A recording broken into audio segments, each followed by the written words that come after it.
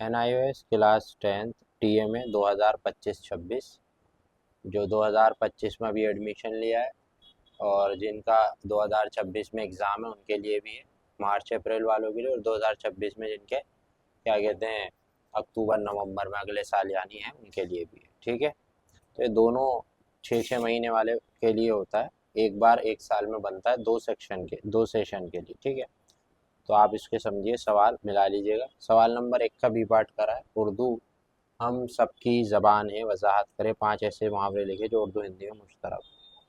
جواب: اردو ہم سب کی زبان ہے کیونکہ بر صغیر کے لوگوں کی مشترکہ تہذیب، ثقافت اور روزمرہ کی بول چال کی زبان، چاہے کوئی ہندی بولنے والا ہو یا پنجابی، گجراتی یا بنگالی، سب اردو کو سمجھ لیتے ہیں۔ اردو ہندی کا آپس میں گہرا تعلق ہے، اسی لیے ان میں بے شمار الفاظ اور محاورے ایک جیسے ہیں۔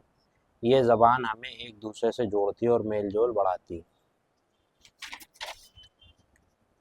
اردو ہندی کے مشترک 5 محاورے: آنکھ کا تارا ہونا، بہت عزیز ہونا، ٹھیک ہے، اور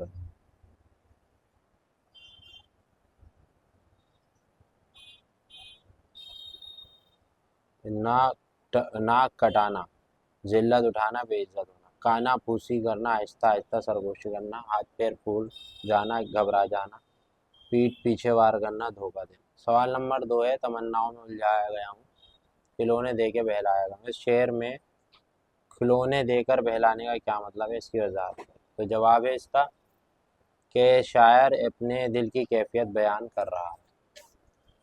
پیج نمبر ڈالتے ہوئے لکھیے گا۔ تمناؤں میں الجھایا گیا ہوں یعنی زندگی میں بڑی بڑی خواہشوں اور امیدوں کا خواب دیکھا گیا لیکن حقیقت میں اس کی تکمیل۔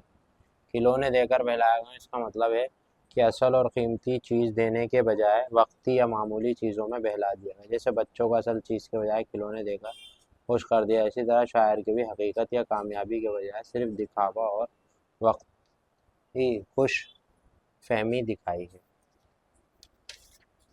اس کے بعد سوال نمبر 3 ہے، غالب نے یہ جو کہا کہ انہوں نے مراسلے کا مکالمہ بنا دیا، وضاحت۔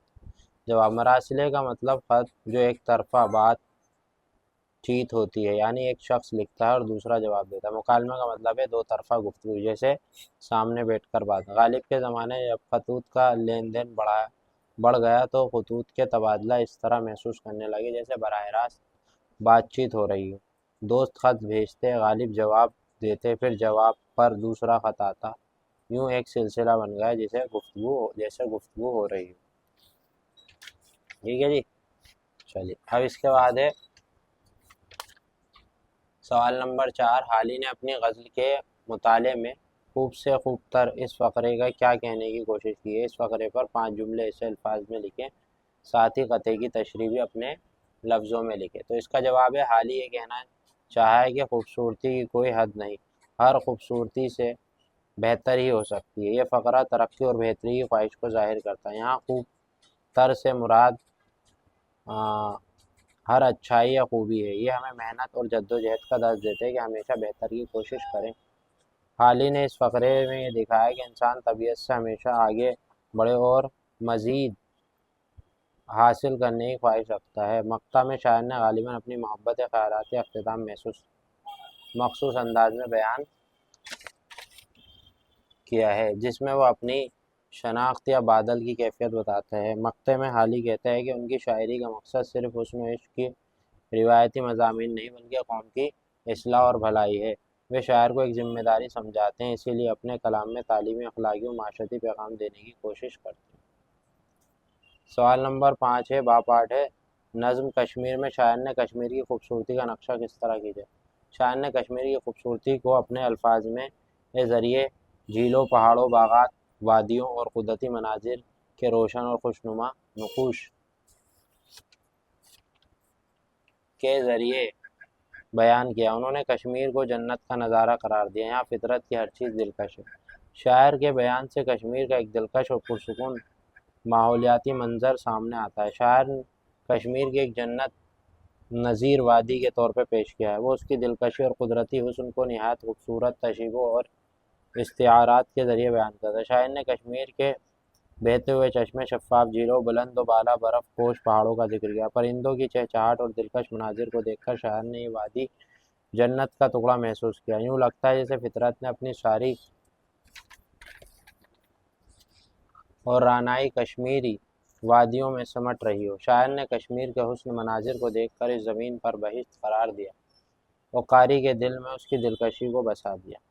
परिंदों की सुरीली आवाज़ और बहते चश्मों की मौसीकी मिलाकर ऐसा समा पैदा कर दिल खुद ब खुद मसरूर हो जाता है। शायर ये महसूस करता है कि फितरत ने अपनी तमाम तरानाओं कश्मीर में सिमटी हैं। यूं तो ये नज़्म कारी के दिल में ऐसा नक्शा खींचती है कि पढ़ने वाले भी उस वादी के हुस्न में खो जाता है। सवाल नंबर 9 है और इसका भी पार्ट है, दरख्वास्त किसे कहते हैं? इज्तिमाई इनफराद। एक सरकारी मुलाजिम की छुट्टी कितनी तरह की होती है? छुट्टी देने के लिए एक दरख्वास्त।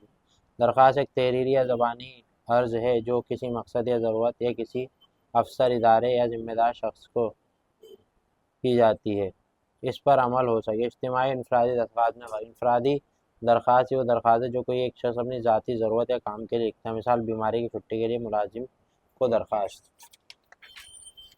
इज्तिमाई दरख्वास्त वो दरख्वास्त है जो एक गिरोह या जमात अपनी मुश्तरका ज़रूरत या मसले के हल करने, मसलन मोहल्ले के लोगों की तरफ से सड़क की मरम्मत के लिए दरख्वास्त। सरकारी मुलाजिम की छुट्टी की अक़साम। आम छुट्टी, ये बिल अचानक ज़रूरत ज़ाती काम के लिए, बीमारी की छुट्टी यानी सिक लीव, मेडिकल इलाज के गरज से, तनख्वाह के साथ रुख्सत, मुलाजमत के गरज से हिसाब दी जाती है। तनख्वाह के बगैर छुट्टी, लीव विदाउट पे, जब कोई छुट्टी बाकी ना हो, मुतालमाती या खुसूसी स्पेशल लीव खास। छुट्टी की दरख्वास्त के नमूने बखिदमत जनाब head master, government high school Delhi. Asrar ये है कि मेरी तबीयत नासाज है और डॉक्टर ने आराम का मशवरा, इसीलिए मौरखा 20 सितंबर 2025 से 25 सितंबर 2025 तक बीमारी की छुट्टी। मेहरबानी आपका फर्मा बरदार शायद। नाम, अलिफ बात, जो भी नाम, क्लास 10, रोल नंबर, तारीख। ठीक है साथियों, तो ये हमारा असाइनमेंट था उर्दू का जो कि मैंने आपको दिखाया। उम्मीद है समझ में आया होगा। अगर समझ में आया तो वीडियो को लाइक शेयर सब्सक्राइब कर चैनल से जुड़े रहा। PDF भी मिल जाएगी नंबर पे दिए।